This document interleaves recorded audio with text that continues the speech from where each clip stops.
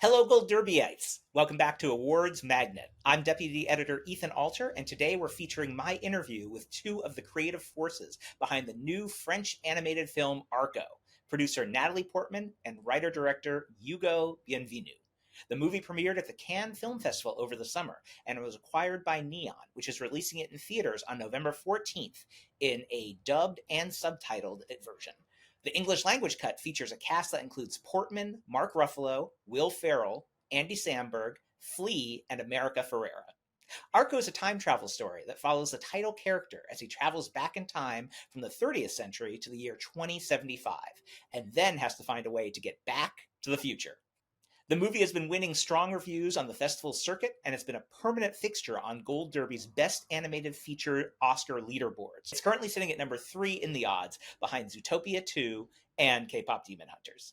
Listen to our conversation with Portman and Bienvenu as they talk about their inspirations for the film and their love of what animation can accomplish. What's your name? Arco. What year is it? It's 2075. Tell me where you're from. I can't. Little boys don't just fall from the sky. It's as if he didn't exist. Please welcome Arco producer Natalie Portman and writer-director Hugo Bienvenu to the podcast. Thank you so much for joining Awards Magnet today, both of you. Thank you. Thanks for having us. Great to have you. Hugo, you and I have a similar childhood. My dad was also a diplomat, so I grew up all over the world, as you did as well. How did that childhood inform your approach to storytelling? What did you learn from growing up internationally?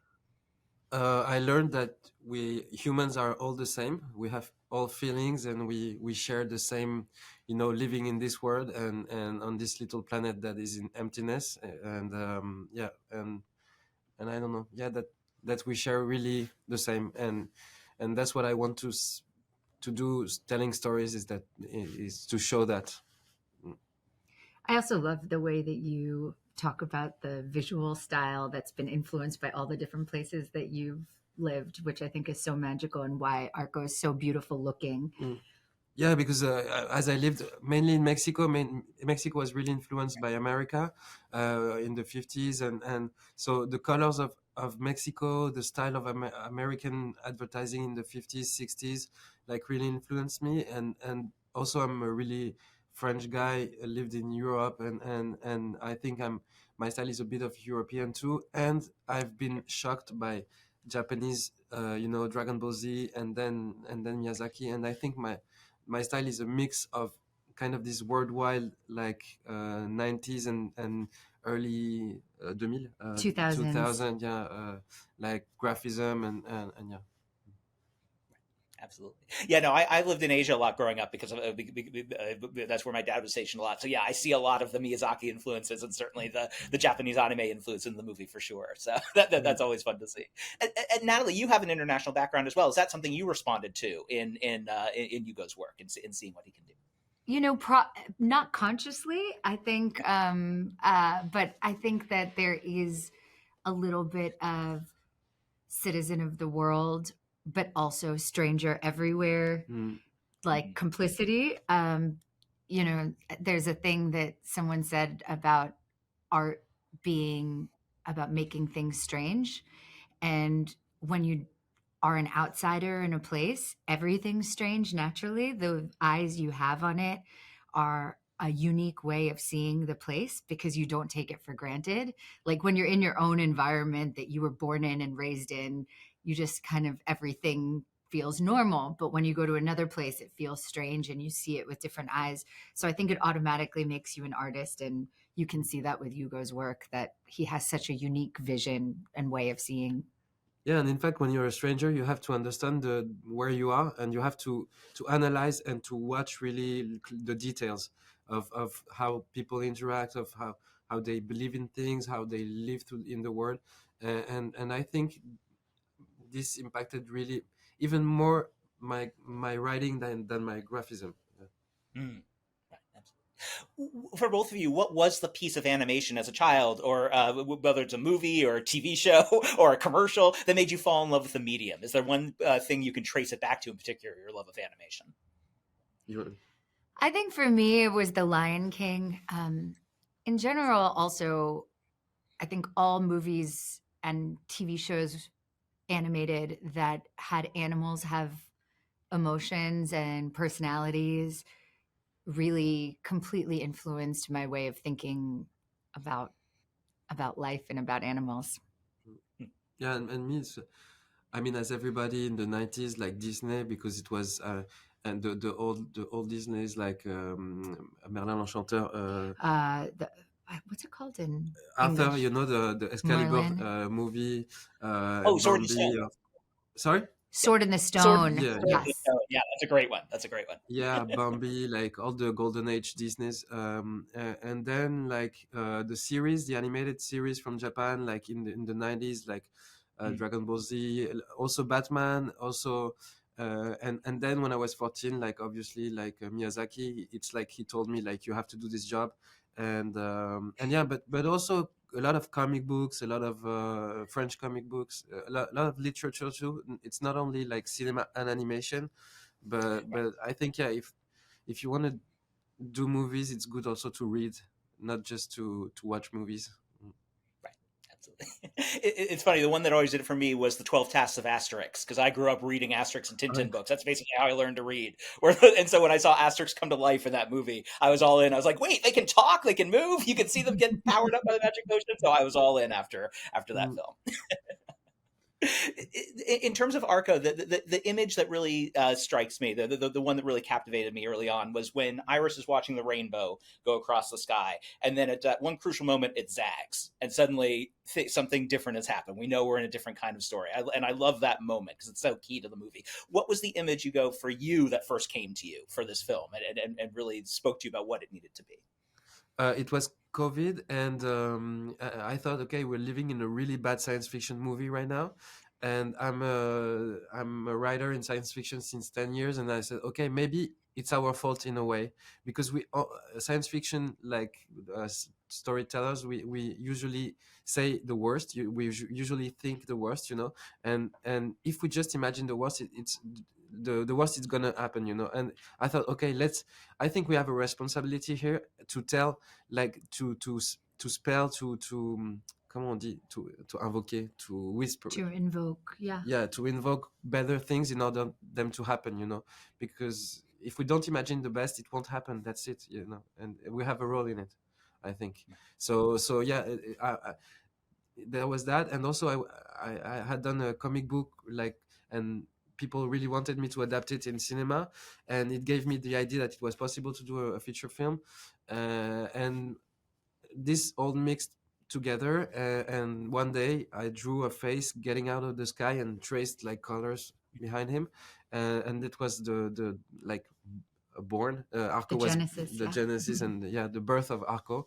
And I sent it to Felix, my partner at Remembers, and he told me, go, this is you must do a feature film with that. And I began drawing, and yeah. Amazing. Natalie, what were the first images you saw? What were some of the things that you saw first that really spoke to you about the imagery Hugo was working with? Well, I was lucky enough to come in when there was already a 40-minute or so animatic. It was quite rough. It wasn't in color yet, but it was also very complete emotionally, and you could see the whole visual world that Hugo was creating. And it was so extraordinary. And I remember Hugo saying that the whole idea was like a memory of the future. And I just thought that was such an extraordinary way to describe imagination, is having like a memory of what the future could be. And it's also a very beautiful and inspiring way of having hope, I think. Because it's not saying that like things are going to be better, don't worry, it's all going to work out all right. It's like, if we use our very special powers of imagination and creativity, we can figure out solutions, and things have been unpredictable in the past that have led us to a brighter future. And also in the beginning of Arco, the world was harsh in a way, really hard, and I needed softness, and I said, okay, let's try to do a cinematographic hug to people, you know, and to to bring them energy and good feelings too. Right. Absolutely. The choice of the name Iris for the film's heroine is significant. Certainly, it's the goddess of the rainbow. We know that, but she's also our eyes into the story, and she winds up being the sort of witness to the time loop when that kicks in. So I really like that choice of name for her. Tell me about creating her character specifically and how you wanted Iris and Arco to function together. In fact, when it came naturally. It's pure unconscious. It's not calculation. And I had this boy. The girl came just 2 minutes after, in my mind, and I said, okay, he's falling in on Earth, and she will try to help her, help him, getting back to his era. And I didn't. I mean, I'm not calculating anything. I'm just trying to follow them, to follow the action, and to put things together in order to generate questions, in order to generate feelings. But things come naturally if you let your unconscious and imagination work. And what I've learned during doing Arco is that every time I was trying to control the movie, it was going in the bad way. So I just had to let the things come and accept them, and try to know what was supposed to go where, and also leave blanks, also not trying to fill every blank, because also I think that blanks are really useful, because if you leave place for the audience feels the movie with its own imagination, and works for the movie also watching it, and the movies I like are movies that leave me a little room in it, so I can fill the blanks, feel and imagine while the thing is going on, so yeah. So and also I don't like characters that are functional. I like characters that, and in fact, good characters are like vehicles. And it's a vehicle for yourself to go through what they pass through themselves, and in fact I think it's more, I don't like to define my characters. I like them to be like as universal as I don't know how to say that, but not that precise, in fact. So in order for the audience to be able to get into them, and to Project themselves almost. and how would I react to that? This is the main question. A hero is just someone that reacts on the situation in the way that you wish you could in your life. I love that you imbue the androids in the film, Mickey especially, with such humanity. They feel like human characters as well, even though they're metal beings. Tell me about that approach, bringing humanity to those characters. One of my favorite images is just Mickey watching the baby sleeping, for example, like just sitting there off in the corner watching, knowing that's up all night watching this baby sleep. It's a beautifully human moment there. I think humans have an ability to give life to in their head, and to empathy. We have empathy, and empathy is great because you can give objects, like you can. Humans are like, okay, this object can be alive, and a stone, we could give like emotions to a stone, but and it's just what I liked is like putting emotions into something that doesn't have, like a robot, and I'm not the one that is saying, okay, the robot has emotions. It's the audience. My job is to bring the audience having emotions for that. But Mickey never has intentions. He never has emotions. He's just doing his job. He's just doing the prompt. He's made to protect these children, and he's doing his job. That's it. But us, we fill the blanks again. And I also think it's something beautiful that also is part of what you were talking about, of like not having always like a bad image of what the future is going to be, that technology isn't always scary and bad. Like, yes, there's aspects of it, like it's upsetting to see the parents only showing up as holograms, but it's also beautiful to see that a robot can be caring and nurturing, that it's not all negative. Yeah, always our point is not to say this is wrong or this is bad. I don't like when authors do that. We're not here to give our point of view. I do it in a bar with my friends, but just like saying like, okay, this is the world we live in. These are les données. These are the facts, and to show the coin in the two sides, not just one, and not say this is good, this is bad. It's the audience at the end that has to decide and has to position itself with the questions we put in relationship in the movie. Yeah. Absolutely.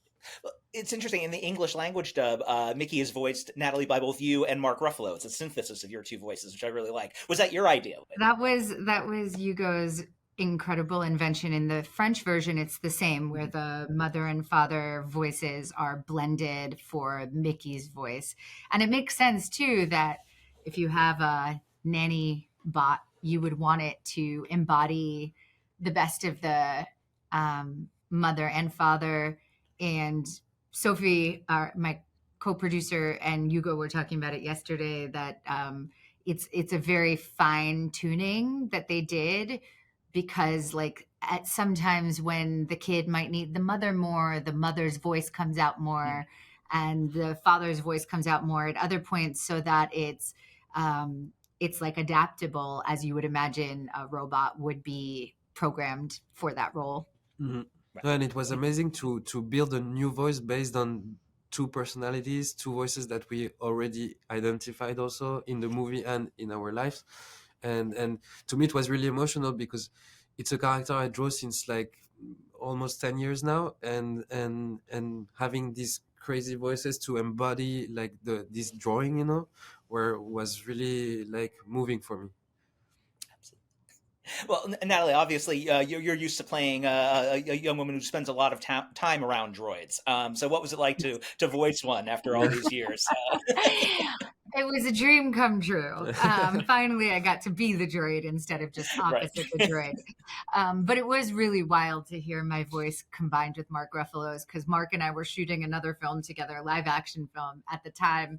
And so I was hearing his voice every day. And then all of a sudden I saw the cut of the English dub of the movie and heard our voices like blended, and it was very shocking. And also, I want to say that in the French version, we modelized the voices of the two actors, and because I thought, okay, it's a robot, so let's use the voice of robots, which is AI, in fact, and we modelized it, and it was too perfect, and it didn't work. And so we have in the credits we have an AI department just on this part of the movie, but it was so too perfect, so there wasn't any emotions. So we did it really like we had to go back and to do it with hands, cutting the voices and it's really it learned me a lot about our relationship to what brings feelings to to in our hearts. And yeah. Right, absolutely. Natalie, we're coming up on the 15th anniversary of Black Swan, which you won your Oscar for in 2011. In your Oscar acceptance speech, you did a wonderful job thanking all the people who don't usually get thanked at the Oscars, who aren't visible in the movies that are made. Is that something that you always try and do when you talk about your movies? Highlight the work of people who don't always get recognized.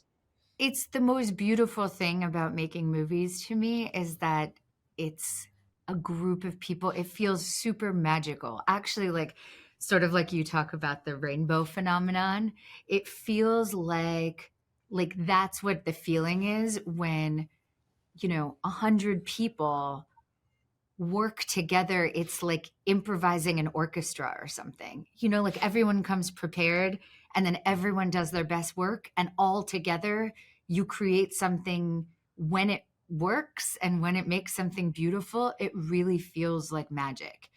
And so, yeah, it feels crazy to me to be like, an actress accepting something. We get all these awards and you're like, but there's the first AD and the camera operator and the focus puller and the boom operator and, the 100 people who are there all working together, like we're all parts of the same organism. And it's impossible without all of those people, and none of those people get that recognition or acknowledgement. So and it gives me so much energy, and I know that I'm like one small part of a large organism when we make a film. So yeah, it is important. Thank you. Thanks for asking that, to be able to talk about it.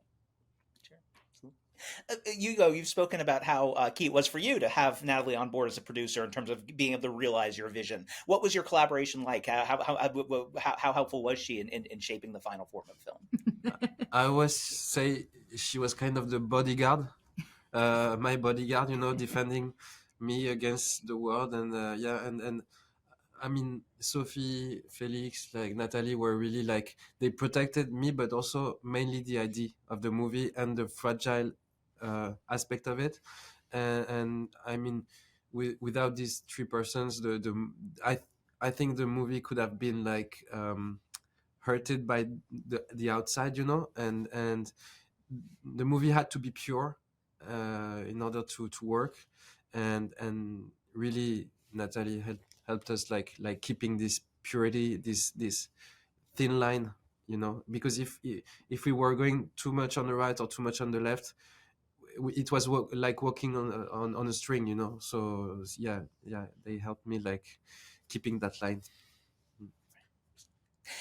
One thing you've touched on earlier in the conversation was about the idea of the future doesn't have to be dystopian, that there can be hope. And in both of the time periods we see, there is hope in both. It's not this sort of technology is going to destroy us and we're redeemed afterwards. Tell me about your own hopes for the future and how this movie reflects them, and being able to bring that out in this story. You want to go first, or You go ahead.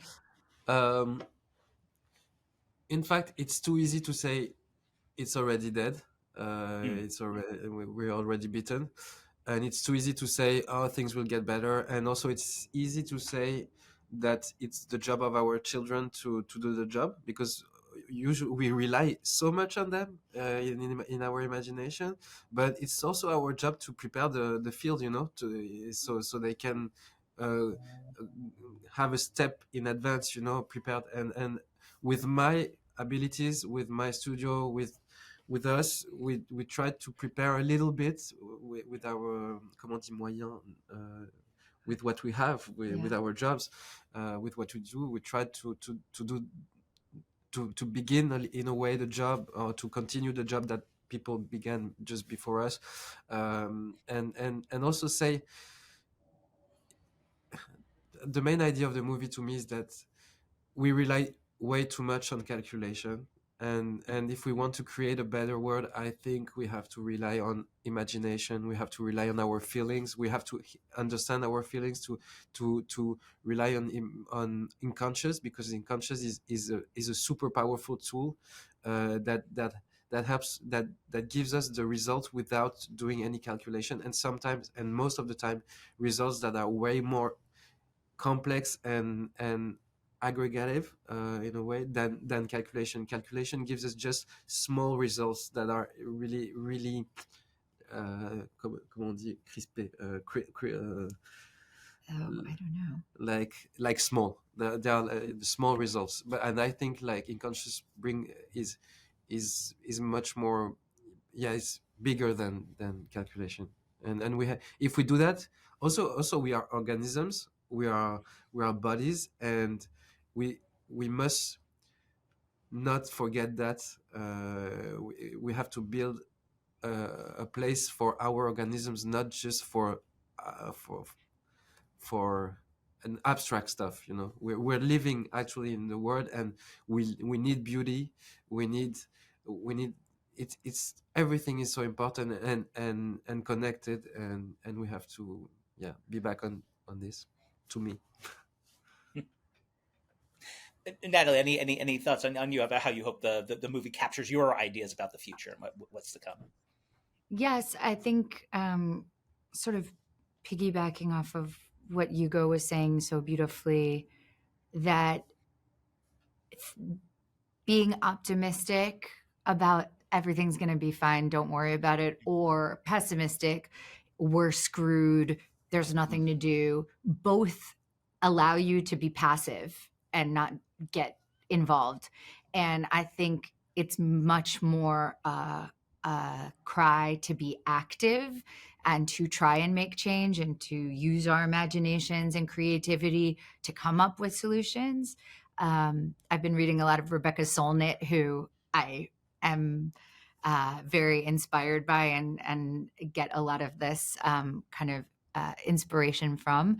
But that's where the hope lies, that you don't know what small action you might do that might influence someone else, that might influence someone else, that might influence someone else, that might change things. Like if you look at history, things have gotten better because of unpredictable courses of events and chains of inspiration. So yes, we definitely have extremely big challenges that we're facing, but if we allow ourselves to be passive, there's no way we're ever gonna get out of it. And also pleasure, talking about pleasure and talking about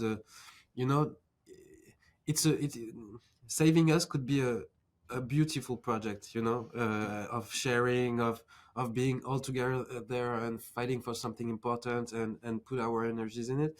And if we just see it the bad way, I mean, okay, no, that's why nobody wants to go there. But if we imagine as something like that could bring joy and happiness to ourselves, I think it's, and that's also the project of the movie, is to bring happiness and to and enjoying things, enjoying the adventure of these two kids and being in the pleasure of it, and not just like, oh, it's bad,